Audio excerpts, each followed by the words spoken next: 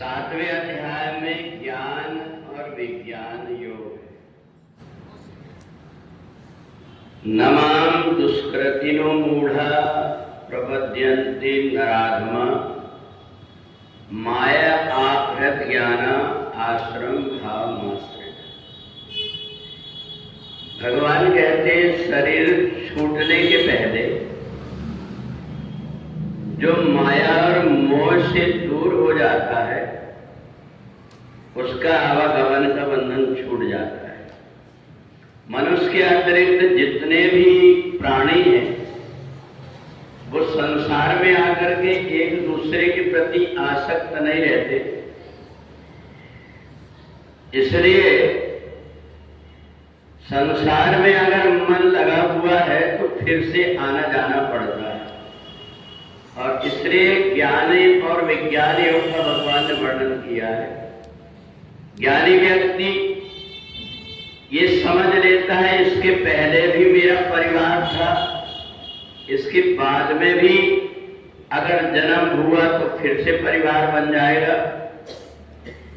पिछले कौन परिवार में था, बाद में कौन रहेगा, इसका कोई ठिकाना नहीं रहता। एक लोटा में जो पानी भरा हुआ है वो जब नदी में डाल दिया जाता है, दोबारा फिर से लोटा में जल भरो तो वही पानी आएगा, ये जरूरी नहीं रहता। तो इसी प्रकार से जो व्यक्ति माया से मोहित है वो संसार में आकर के ये मेरा है, ये मेरा है, इस चक्कर में पड़ा रहता है।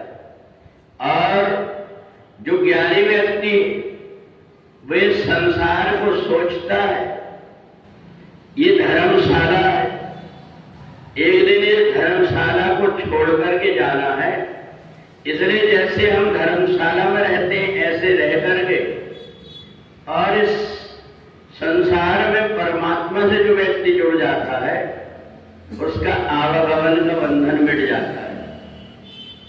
पहले भी कबीर जैसे संत रहे जिन्होंने शरीर को ओढ़ करके अच्छे कर्म कर लिया और इस शरीर को वैसे की वैसे छोड़ दिया, इसमें कोई दाग नहीं लगने दिया। दाग का मतलब है मोह और आसक्ति। जब जैसा मिला वैसा व्यवहार में रह करके और संसार की कोई वस्तु की आसक्ति ना हो। हमें किसी व्यक्ति ने अगर बड़ी प्रशंसा कर दिया तो हम फूले नहीं समाते, और हमें अगर किसी व्यक्ति ने कुछ बोल दिया तो बार बार याद करती वो बात मैं भूल नहीं पा रहा। तो ये दूसरा व्यक्ति तुम्हें नचा रहा है, तुम्हारा अपना क्या है? अपने आप को तुमने स्थिर होकर के देखा नहीं कि मेरे अंदर जो चैतन्य आत्मा है ये चैतन्य आत्मा न शरीर से संबंधित है और न संसार से संबंधित है। शरीर में रह करके दृष्टा मात्र बन करके रहती है, और जब भी शरीर को छोड़ती है शरीर मिट्टी बन जाता है, अपने अपने तत्वों में मिल जाता है। पर ये ज्ञान हर किसी को नहीं हो पाता।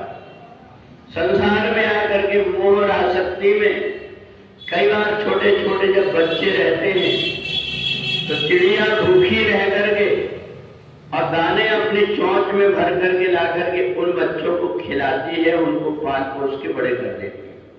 ये मोह और आसक्ति जब तक के ज्ञान नहीं होता तब तक व्यक्ति को जन्म और मरण में नचाते रहती है।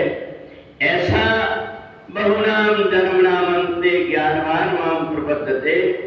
कई जन्मों के बाद जब कहीं किसी ऐसी जगह से जुड़ करके ये ज्ञान हो जाता है कि जिस संसार को मैं अपना अपना कह रहा हूं एक दिन छोड़ करके जाना है, ऐसा जब ज्ञान हो गया तो व्यक्ति का जीने का ढंग बदल जाता है। संसार को वो सोचने लगता है कि ये संसार असत्य है।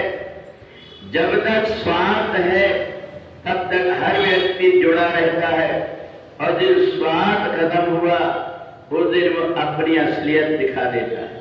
तो इसलिए बात वासुदेवा सर्वति स महात्मा सुदर्भा, जो परमात्मा ही मेरे अपने सच्चे हैं ऐसा मानकर के जो परमात्मा से जुड़ जाता है उसका जीवन सार्थक हो जाता है।